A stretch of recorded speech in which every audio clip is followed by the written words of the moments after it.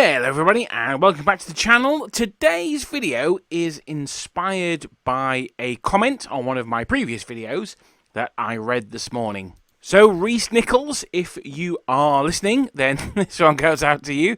Now, it's not just Reese who's asked me this question. This one's been asked by quite a few people, and I think it's a reasonable question for him to ask. But I wanted to talk about it specifically and then open up the discussion more generally.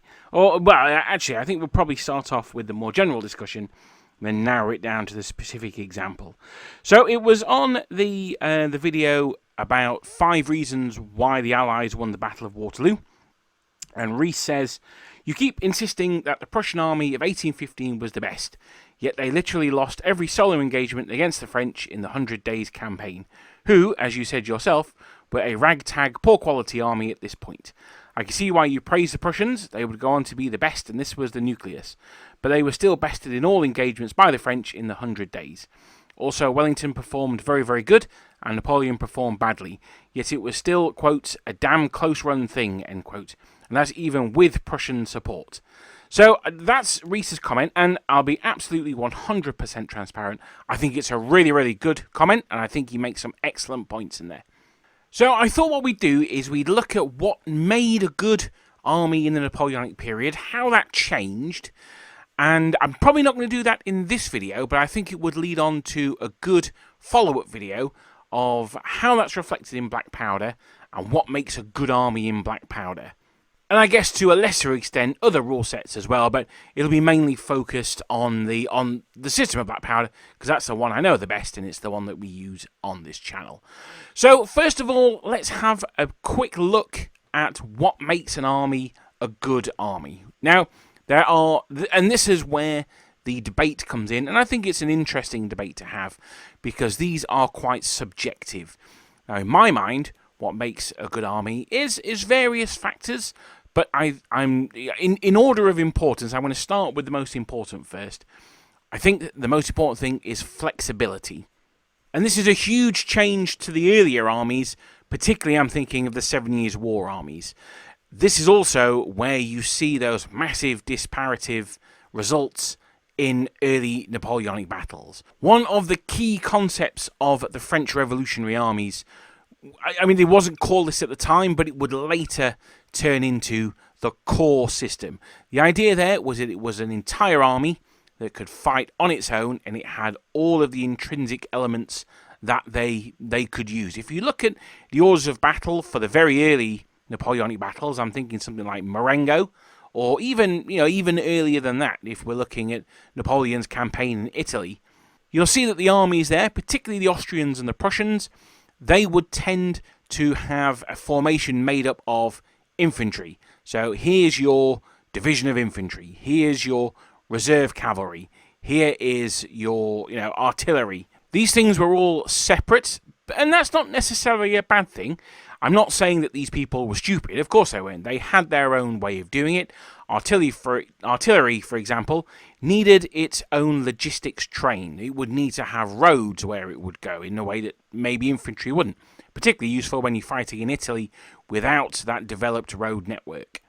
So if you were to look at, for argument's sake, the Austrian order of battle for Marengo, the first major set-piece battle that Napoleon had with the Austrians, although, I mean, you could call earlier ones as well, but for me, that's the first big one.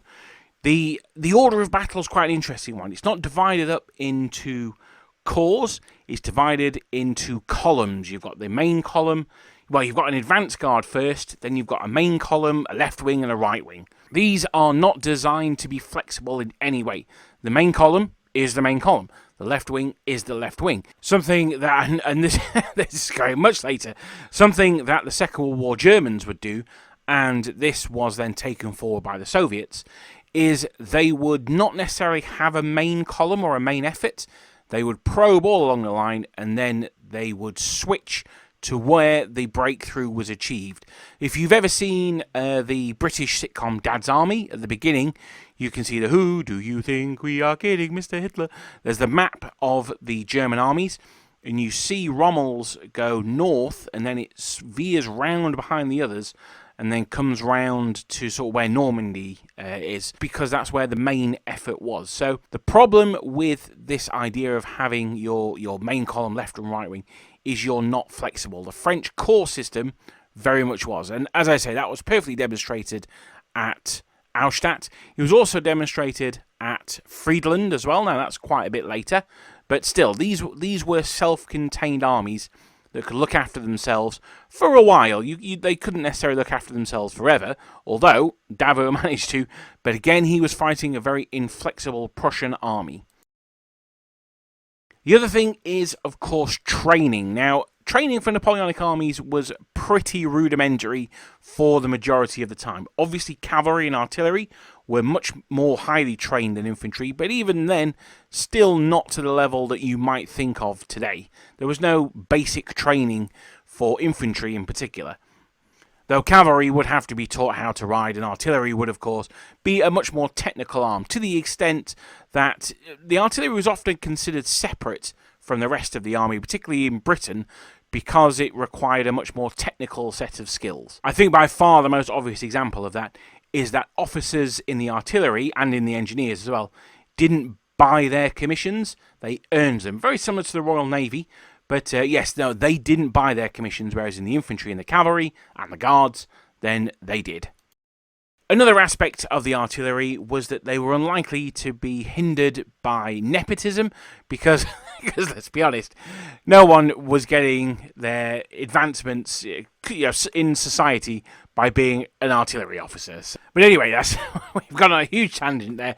Basically, training was pretty non-existent, and that meant that what would happen is, for the British, for argument's sake, you may go to the regimental depot, you might be taught very basic drill from there, shipped out to Spain, or wherever the army was at the time, and you would learn the rest of the skills either on the march or when you got to your unit. For the French, basically the same. The Austrians suffered particularly in this, given that they were such a polyglot nation.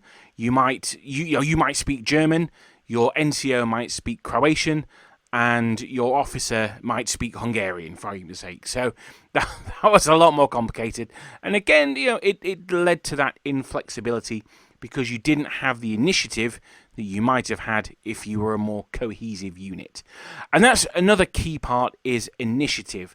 Now, this comes down to the individual soldier, it comes down to the army commanders, and everyone in between, basically. And this is something that the French were always particularly poor at, particularly after 1809. So they had some very high-quality marshals, Marshal Lannes, high-quality generals, General Lassalle. If you want to go even earlier, you can look at people like General Dumas, people like that. So you had some really high-quality generals, but at the larger scale, everything went through Napoleon, and I think this was one of his major weaknesses. And strengths, really, was that everything went through him and his own staff system. Now, when that staff system was run by Berthier, that was great, because the staff system was fantastic. When Berthier was no longer around in 1815, or if he was on a different front, for argument's sake, he was in Russia and you're in Spain, then it's a lot less good. And people like Marshal Soult, they can decide whether they're going to support their overall general or not. They've got that initiative, but they've not got that oversight, and that, I think, was a major problem. So, taking it back to the Prussians, these first three things, we've talked briefly about how having flexibility was important, about how having training was important, and about the importance of initiative. Now, we've only just touched on those, but don't worry, we're going to come more into it in a second, because what I want to look at now is how the Prussian army of 1815 exemplified this. Now, if you've not seen my 5-part series on the Prussian army, then I'm actually really proud of it. I would recommend giving it a listen to after you listen to this video today. I'm really, really chuffed with it. I mean, even if I do say so myself. But no, of all my videos on the channel, that's definitely the series that I'm most proud of. And it follows the Prussian army from really 1790s, even before then, up to 1815 and a little bit beyond. So that will give you some wider context. And many of the things I'm going to talk about in this video, I kind of either touch on or I explicitly mention that one, but maybe not to the extent that we're going to talk about them today.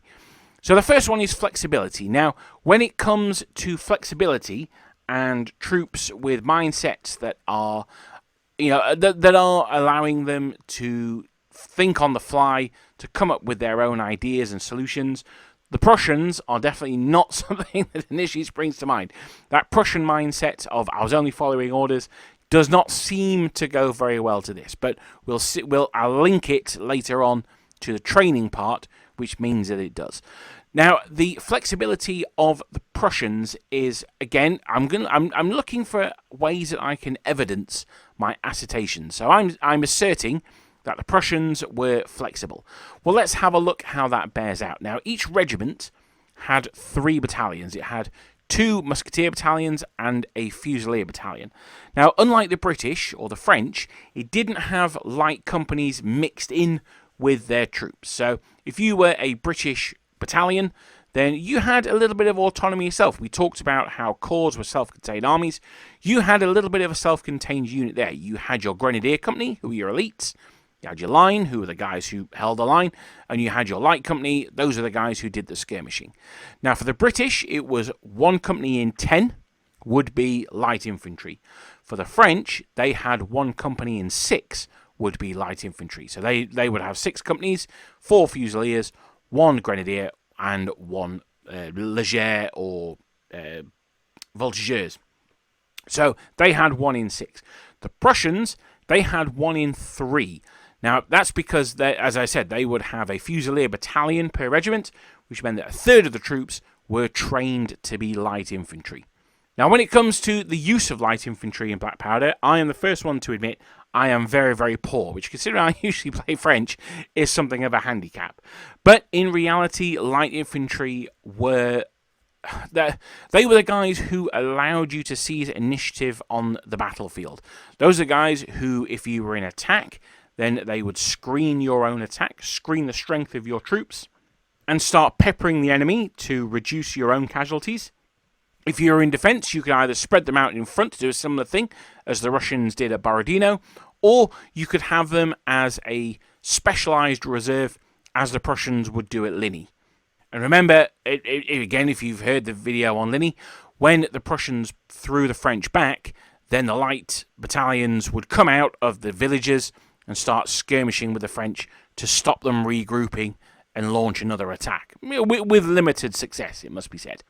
Let's now put ourselves in the boots of that Prussian commander. You come across an enemy or a suspected enemy position. What do? Well, the first thing that I would do is I would draw up my infantry regiments. I've probably got 2 or 3 infantry regiments. I would grab the colonels and I would say, send out your light battalions, let's do some scouting. Now, if you're French, you could do the same thing, but suddenly you've got, a combined voltigeur company, battalion for argument's sake, but you've got troops from 4 or 5 different regiments. They don't really know how to interact with each other. Okay, you've got a company-sized unit that does. They've worked hard, they've trained together, they've fought together before, and they respect their regimental mates, so that's fine. But how's that going to go across all the other companies that have been combined with them? With the Prussians, you've got that single unit of a battalion. They know each other, they've got the regimental esprit de corps, and they can go forward, they can operate as a larger unit. Now, it's worth remembering that as the century went on, particularly in the Franco-Prussian War, that basically all troops became light infantry. They would still fight formed, similar to Napoleonic, if not a little bit looser, but they would eventually become light infantry, to a Napoleonic mind. And that means that, they would do crazy things like lying down, for instance. And that would mean that the Prussians, by having a third of their infantry anyway, in this formation already, in this mindset, they are ahead of the curve. And that's why I think in 1815, despite the fact that, yes, the Prussians did lose the battles they fought the French in, we'll come back to how that's not necessarily the massive problem that it first seemed. We also look at the Prussian formations. Now, they are a little bit weird. They're a little bit different. So a brigade of Prussians is effectively a division of everyone else. And again, in the video, I go into more detail of why that would be. But if we look at a Prussian brigade, particularly in 1815, or definitely in 1815, we can see they also have an attached unit of cavalry. Now, it was actually in their official orders, their regulations set down, that the cavalry weren't allowed to operate at an extended distance from the infantry. The cavalry, it wasn't too much. It would be a couple of squadrons of Landwehr Lancers or something like that, were there to support the infantry. So again, think of yourself as that Prussian brigade commander. You can say to your Lancers, I want you to scout out that formation, or I want you to go, close-ish to our scouting Fusiliers, and just keep an eye out for enemy cavalry, chase them off if they try and chase off our skirmishers. So you've got that inbuilt flexibility, even down to the brigade, or in this case, the equivalent of a divisional structure there. Now, you know me, I talk about the 3 legs of the Napoleonic stool. They didn't have their own artillery. Now, there could have been an argument for having regimental guns. I don't think so. I think they slowed units down too much. And I also think that the amount of men they took out of the firing line, you'd probably just be best off giving them muskets, and the amount of firepower that the regimental gun can put out is probably no more than just giving those half a dozen or 8 guys muskets anyway. And while we've talked about how important flexibility was, and that 3-pounder cannon does give you a little bit of flexibility, it reduces the flexibility because suddenly you've got to look after it. You need a team of horses for the gun, the ammunition, blah, blah, blah, blah, and it just makes it more difficult in the long run. Now, a slight downside to the flexibility, because, I want to give both sides of the argument here, is that the Prussians didn't have grenadiers. Now, pretty much everyone else did. The French, as I say, they had 1 company in 6. The British had 1 company in 10. The Austrians and the Russians would have slightly different variations of them. Even someone like the Spanish, they had grenadiers as well. The Prussians, not so much, and they didn't deploy their guard regiments in 1815 either. The reason for this, I think, is twofold, and I also think that it's not actually a huge issue. Certainly, I think having more light troops would have been more important. And that's because, so the term grenadier comes from the fact that in 7 Years' War and before, the wars of the Spanish Succession era, these guys would have grenades. So they would be your elite shock company, effectively. So what would happen is, and if you've listened to my video on the Irish, then there's a lot more talk about the Grenadiers there, because one of the main sources I used in that was the captain of Grenadiers. If there was a position that needed storming, so for argument's sake, a battalion had been tasked, or a regiment had been tasked with, for argument's sake, capturing a bridge, it would be the Grenadiers that would form the storming party that would take the bridge. Similarly, a village or a building, then it would be the Grenadiers that would do that as well. The Prussians, they didn't really need the Grenadiers because it was expected that they could all fight like Grenadiers. Again, if you want to look at a later German army, you've got things like the Panzer Grenadiers. Everyone was considered to be a Grenadier. And the reason why I keep bringing up the Second World War Army is they took a lot of inspiration from earlier armies. So, although they weren't formally called Grenadiers, a Prussian was expected to be able to storm a position as well as any other Grenadier would do. And I think the Battle of Ligny shows, and Place Noire for that matter, shows that that was true to an extent. The Prussians, they certainly asked no quarter, and they definitely gave none either. This is one of those things of, you don't need Grenadiers if your entire army are Grenadiers. Now, does that mean that they were as good as dedicated Grenadiers? Almost certainly not. One of the big things for being added to that elite company was you had to be a bigger build, you had to be more robust than the regular troops. Now, obviously not everyone can be more robust than the regular troops, otherwise then they would just be the regular, wouldn't they? So I think to an extent they were Grenadiers light, you could say. But when the entire army is made up of Grenadiers light, then that's not so bad. And I'm talking not necessarily about the training, we'll come on to that in a second, but we're talking more about the mentality here. If we're going to look at the Prussian cavalry, what troop types did they have? Well, they didn't have cuirassiers. They did, but they didn't fight in 1815. But they did have everything else. So they had dragoons, hussars, chevaliers, lancers. Again, you could call them chevaliers, I suppose. So mounted light troops. So it was basically they had the full spread except for the heavy cavalry.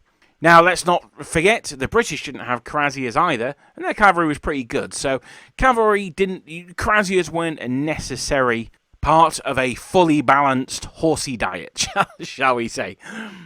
So for flexibility, I think I would probably give the Prussians 7 out of 10 for 8 out of 10 in period, 7 out of 10 in general. And one of the things that we've not talked about, and it's crucial when it comes to flexibility, is their training, particularly of their officers. Most armies had schools for training their officers. Not all, but most of them did. So that's nothing new there, but it was the way that Gneisenau and particularly Scharnhorst put in place a curriculum for their officers that was the key. Now, it's worth pointing out, actually, I found this recently, that the curriculum that they put in place for their officers is, in fact, the basis of all Western education systems today. So, there you go. That's quite some legacy. And it taught, to an extent, an amount of inflexibility. So, here's a little bit of a contrast to what I was saying earlier on. But it did also teach what I'm going to refer to. They certainly don't use this term, but it taught the importance of mission tactics. Now, when I talk about inflexibility, what I mean by this is, again, it's a mentality thing. So if your brigade commander says, I want you to take that village, you are trained that you are going to try and take that village. And you're going to have to do everything you can to try and take that village. Unlike, say, a French commander who might say, well, I don't fancy it, thanks. A Prussian officer, no way, he would try and take that village almost to the last man. So that presents an inflexibility in the interpretation of orders. But when we get to the mission tactics part of that, then it means that they were briefed down to quite a low level. I mean, it's slightly apocryphal, but when Wellington was asked what his plan was, the reply he gave was to beat the French. Now, as I say, it's possibly apocryphal, but it says something underlying for that story to be believable, that certainly to contemporary audiences, that he had it all in hand and everything had to go through him. As we've said, Napoleon suffered from the same thing. The Prussians were not like this at all. The Prussians had a very decentralized command structure, and that was most evident the day after the Battle of Ligny. So we're looking at the day after then, or the day before the Battle of Waterloo, the 17th of June.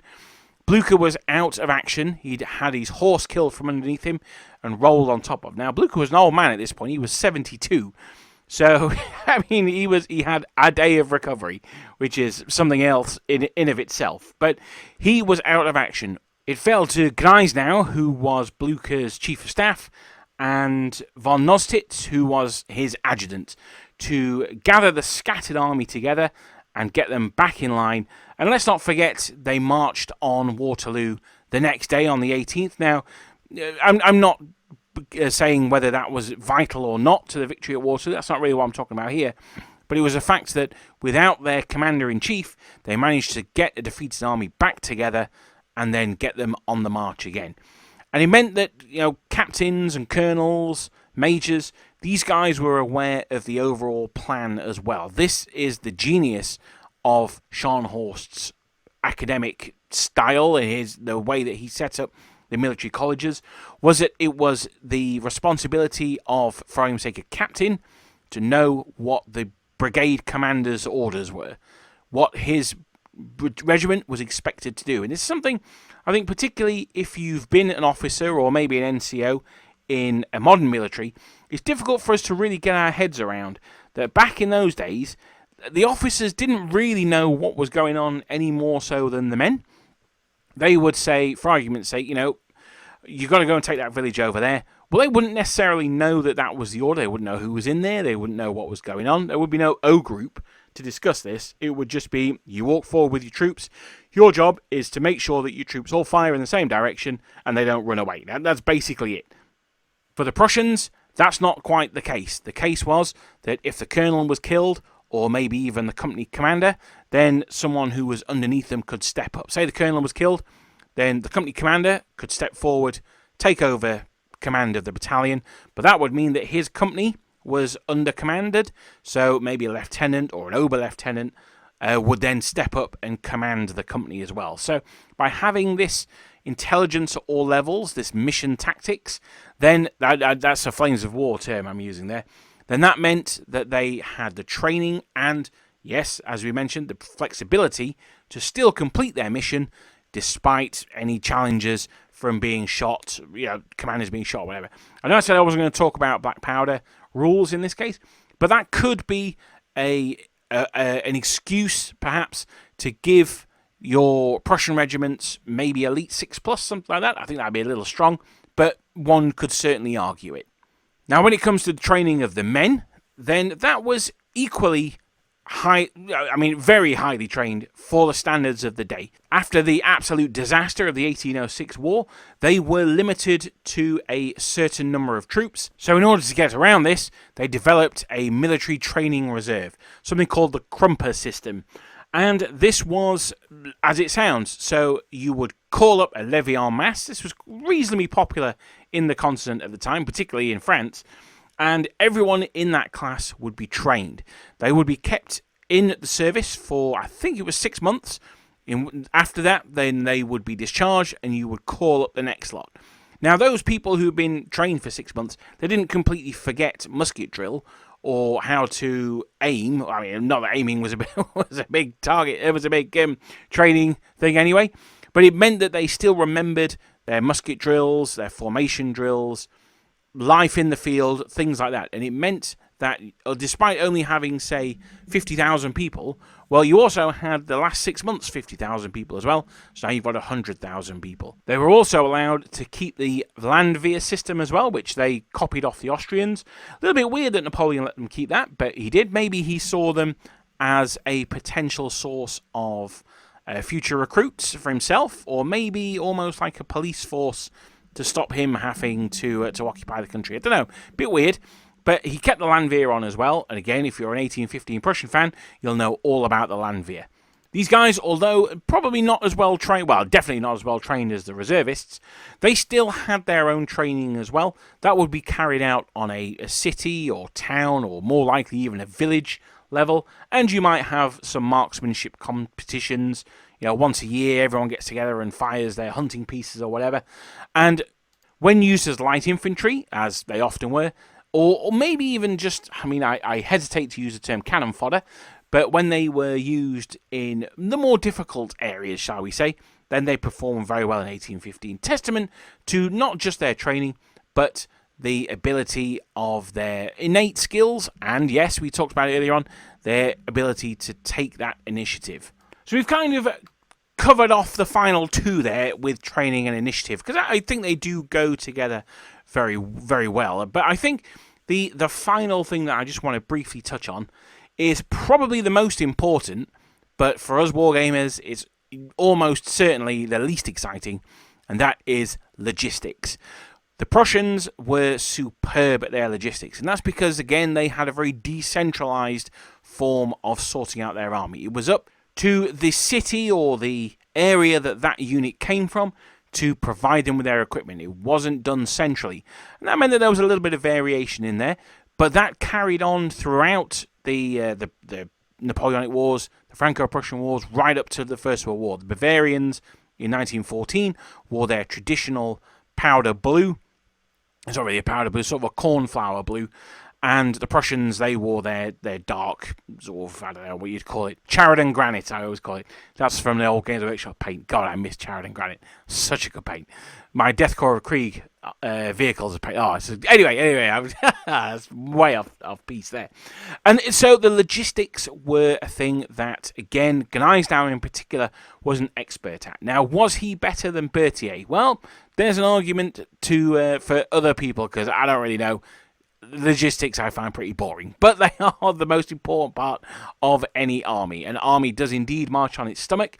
It also likes to march on its feet, so having enough boots is important. Now, in 1815, there was the case that some Landwehr had their shoes sucked off their feet and the tracks because it was that boggy.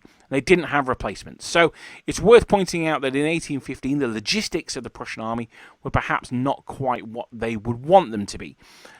The system was in place, but the speed of Napoleon's return and his march up the Charleroi road to Brussels meant that the Prussians didn't quite have a chance to get everything sorted. Blucher, he ended up sending, for argument's sake, the siege train. He sent off to go and take out, I think it was Magdeburg. I can't remember. Again, it's in the Prussian series. So he was preparing for the long haul, but they were very under-equipped in the initial, thrust, the 100 Days campaign. But at a training level, it's about getting those gendarmes on the road to stop those fleeing troops, to get them back in their units and things like this. And that's something that, despite the loss of the overall commander, his subordinates managed to achieve absolutely brilliantly on the night of the 16th of June. While, yes, they did lose the Battle of Ligny, they fought hard. They really took a toll on the French army. Now, the French, it must be said, were quite a lot of troops down. They were too busy fighting at Quatre Bras. But it's also worth remembering that the Prussians only put in 3 of their 4 corps. Now, a Prussian corps is pretty goddamn big, like real big. So they had a quarter of their troops weren't even engaged at Ligny. Now, those were the troops who would then lead the attack at Place Noire. So they got used eventually. But the idea that the Prussians lost the Battle of Ligny is obviously true, but they weren't defeated. And this is the key thing. This really goes against Napoleonic doctrine. And by Napoleonic doctrine, I mean of Napoleon himself. He would destroy an army. You look at something like Friedland, where the Russians were trapped in the bend of the river. There was no messing about there. They got absolutely tonked. Same at Jena and Auerstadt. Even the same at somewhere like Wagram, although to a lesser extent. Napoleon was not a guy who would just defeat an army in the field and then consider that the end of the matter. The fact that the Prussians were able to get themselves back together and fighting again within 2 days is absolutely phenomenal. And I think it really goes to show the future of armies and the future of warfare. They had this stuff battened down already in 1815, because you would find as the century went on, particularly those big European wars, and then when we get into the First World War in particular, it's not about having that one knockout blow. It's not about having a Jena. It's not about having a Marengo, for that matter, or an Austerlitz. It's not about having one day where you win the war. That was possible against maybe other factions, but it certainly wasn't going to be possible against the Prussians. The Prussians they'd come back. They'd just keep coming back. They're like the Roman Republic. Hannibal defeats them at Lake Trasimene, and he's like, right, that's it. Like, oh, we've won. That was nice and easy. The Romans are like, I can do this all day. Oh, really? Okay, so we're going to have another battle with you. They're like, yeah, okay, so you've ambushed us and killed us all. Well, let's raise another legion. Carré. Oh, yeah, the consuls have been killed. The entire army's been massacred to the man. Yeah, that's okay. We'll bring out another army. I can see the Prussians doing the same thing in 1815. So I hope I've given you some ideas here about why I rate the Prussians so highly and what makes a good Napoleonic army. I think if the Prussians, if we say they're an 8 out of 10, don't get me wrong, I don't think the French are like a 3 or a 4. I think the French are up there as well. They're a 7.5. Maybe in the 100 days, they're a 6.5, maybe even a 7. But I think the Prussians of 1815... the reason why I rate them so highly ultimately comes down to they had what it took to be the world's first early modern military. And I think in 1815, I was talking to General Dan about this earlier on, and for you computer gamers out there, I think they were like the pre-alpha test of a modern army. So 1815 Prussians, pre-alpha. Then you've got the Prussian-Austrian War, the Second Schleswig War. That is the alpha test. Then you've got the beta test. That is the Franco-Prussian War. And then you've got the pre-release final beta test. That's the 1914, particularly something like, I'm thinking the Battle of Champagne or even the Battle of Mons, something like that. But that's my own wild theory. What do you think made a good Napoleonic army? Tell me I'm wrong. Tell me that Reese has got he's on the right track. Incidentally, as I said at the beginning of the video, this is not a call out against him. He really gave me food for thought today, and I scrapped the video I was planning. Because I've been thinking about it all day. He's not the first person to comment that. Quite a few other people have as well. But I think he said it brilliantly, and I just wanted to talk about it on this video. It really set my mind going and really made me think. I've really enjoyed it. So it's been a little bit incoherent, this video, because I've not got a script, which is unusual for me.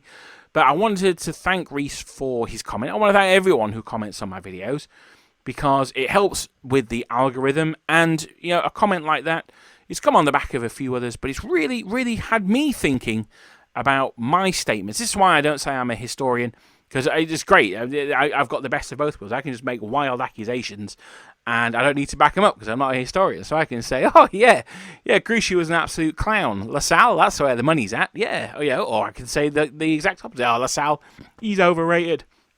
I can't even say that, but I can't even say that properly, apparently. LaSalle's overrated. The best French general was, I don't know, Marshal Soult. I can say that.